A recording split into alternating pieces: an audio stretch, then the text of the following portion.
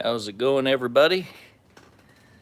Today I'm working on a 1997 Ford Thunderbird. If you look at some of my older videos, it's the same one I did an intake and exhaust on. And I sold it to one of my friends, and after maybe a couple years, he said it was having an overheating condition. So had him bring it over and we checked it out. And we thought maybe it was a thermostat, so we changed the thermostat, put a new one in, and then he did a test drive. And when he came back from the test drive, I saw it leaking underneath. And it was at the 6 o'clock position of the engine. So it was leaking right on the harmonic balancer, which in my experience, that tells me the water pump is leaking from the weep hole, which instantly tells you it's a bad water pump. Well, long story short, I pulled the old water pump out after I ordered a new one, and doing a water pump on these Ford Thunderbirds, I did a video on it. It's quite a pain in the butt, and I will show you why. Okay, the reason why doing a water pump, here's the new water pump I just put in. The reason why I say this water pump's a pain is because you have to remove the whole accessory drive.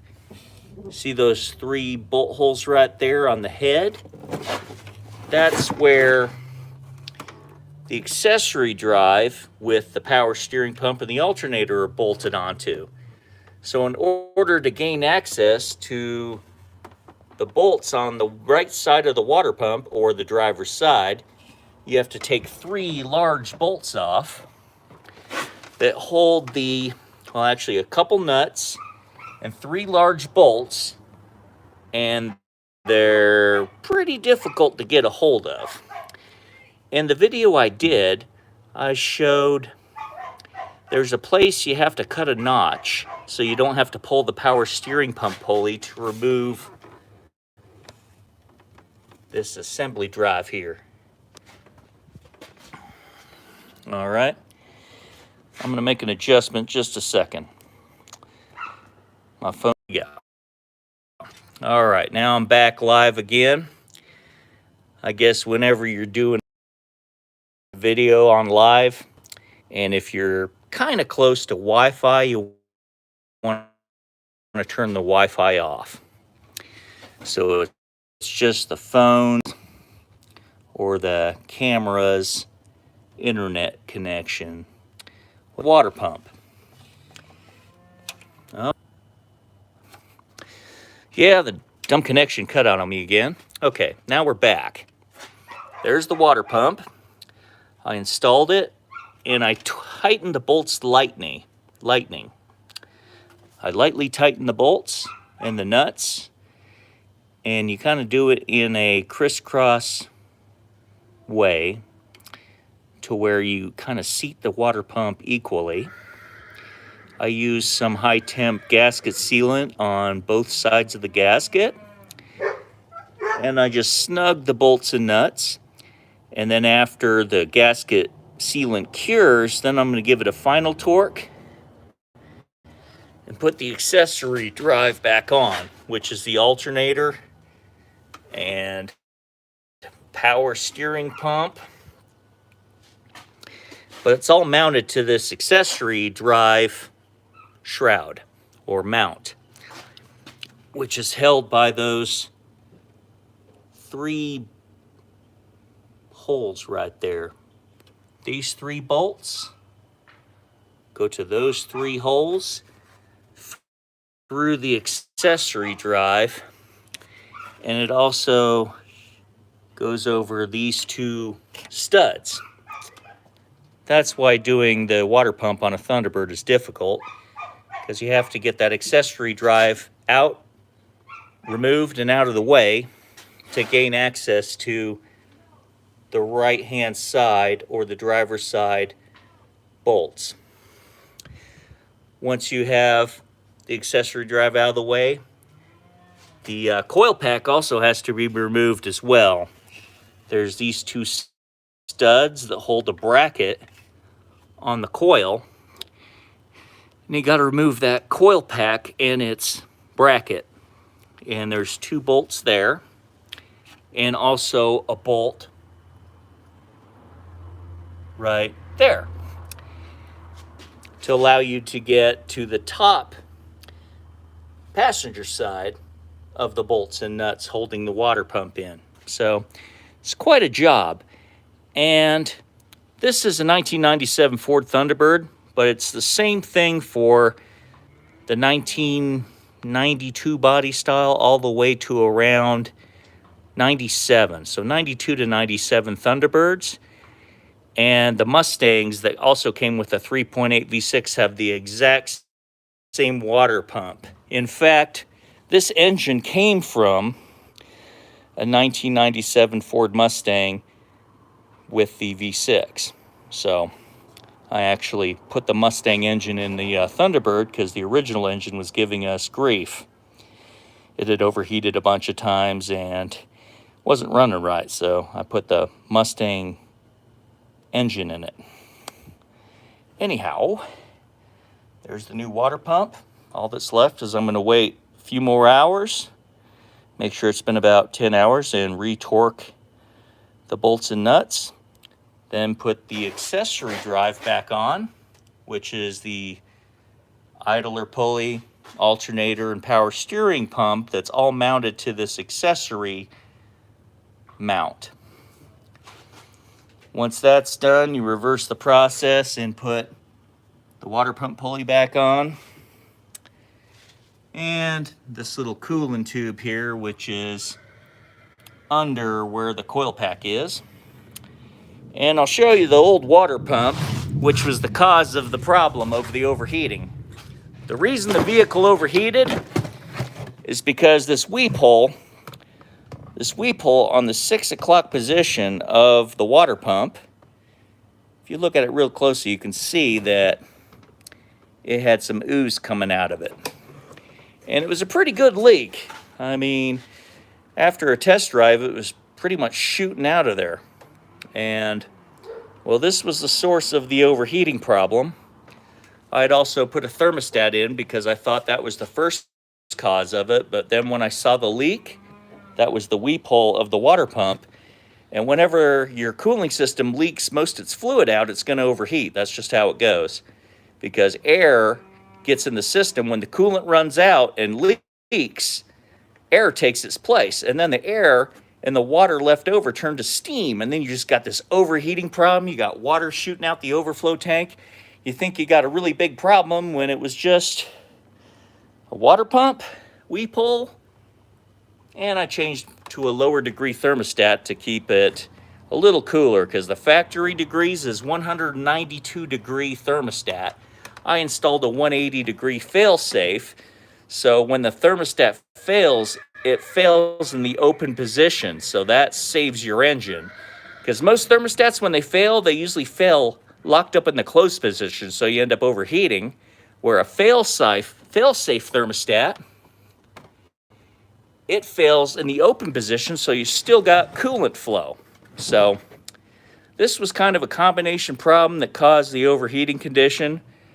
It was a thermostat plus water pump failure. The bearing assembly failed to allow water to leak out of the weep hole, which is one of the ways of water pumps failing. They start leaking out the weep hole, which means the lubricated bearing is getting intruded by coolant and will eventually seize this bearing. So when it leaks out of the weep hole, you know the seals internally in the water pump have failed and you have to change the water pump. Now the new Duralast water pump I put in right there, it was about $75 with a lifetime warranty. So that's a really good deal. So that's the one good thing about a 97 Thunderbird. The water pump's not that expensive. It's just a lot of stuff you have to get out of the way to change the water pump out. It's not as easy as some of the General Motors vehicles where usually the water pump maybe have a bracket on it, then you just take off the bolts, remove it, you're done.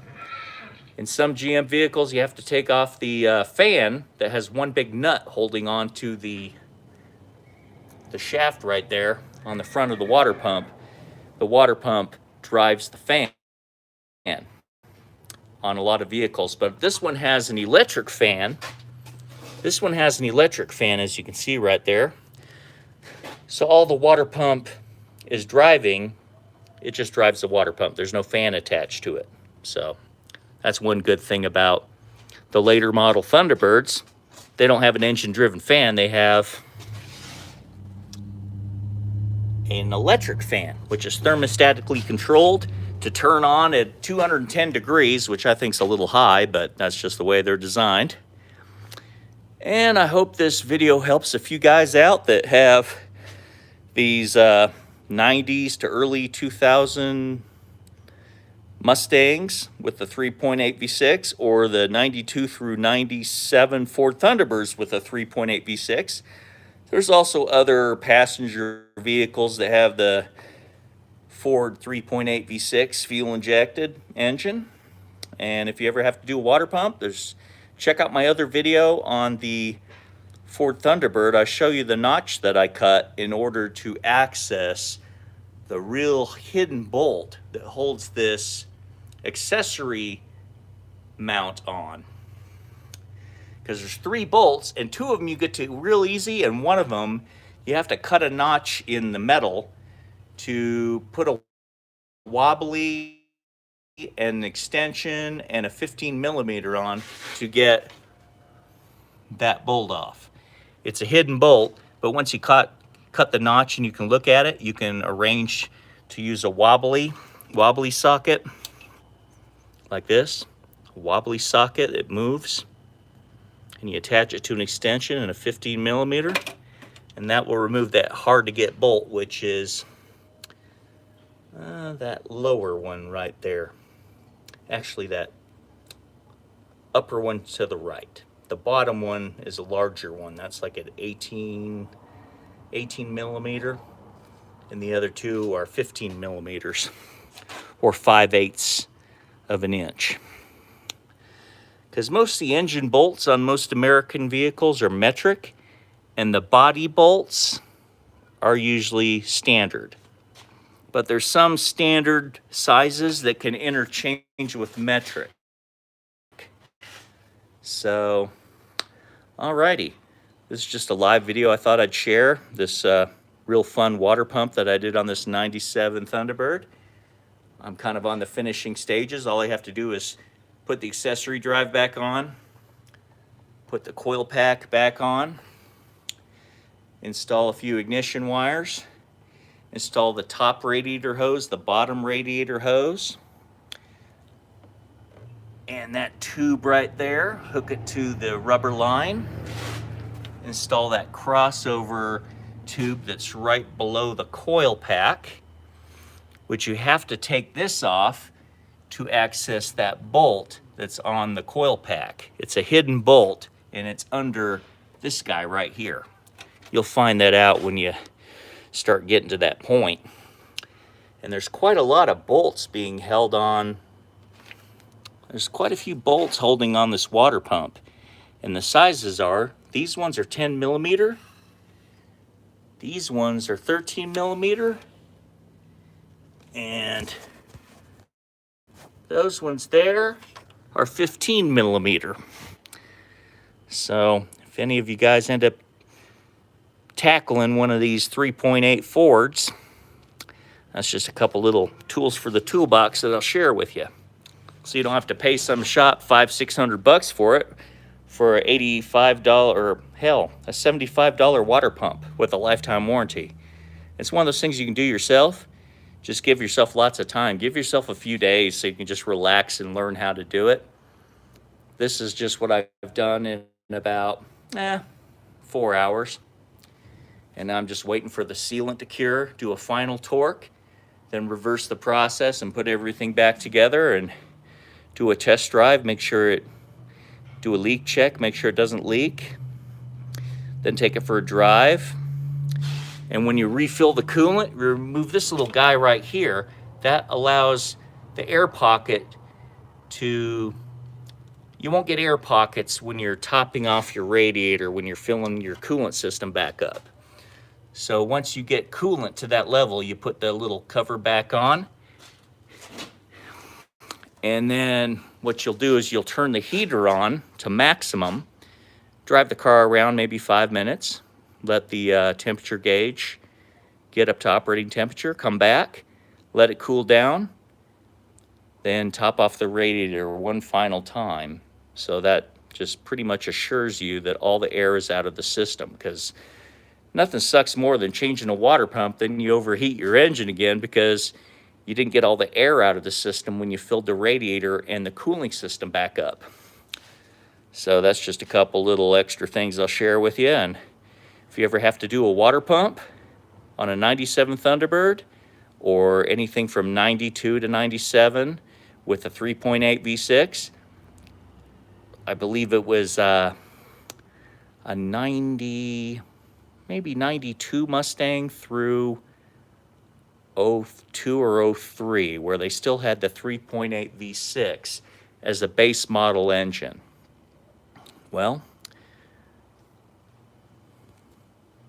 everybody have a great evening, and I'll make another video after I test it and make sure it solved the initial problem, because the initial problem was this thing was overheating a lot.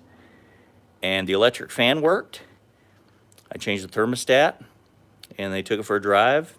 And after they got to operating temperature, they came back to the house, and it was leaking under there. And I tracked the leak to the weep hole, which is right here, the weep hole, on the 6 o'clock position of the water pump. And there you go. You know, save yourself $600. I mean, who knows what every shop charges, like 100 and something an hour for labor, and some shops are faster than others when it comes to changing a water pump, and this water pump takes some time. You just give yourself lots of time, take your time and do it right first time so you don't have to do it again. And take account for all your bolts and nuts and everything, keep them all in order. Get yourself a box and put the water pump bolts, because each one has a different length and a different size, so just draw yourself a little water pump on a box and put the bolts in the corresponding holes so you know exactly what the bolts go where, so you don't have to guess. That's just another little tip. You guys have a great evening. Bye now.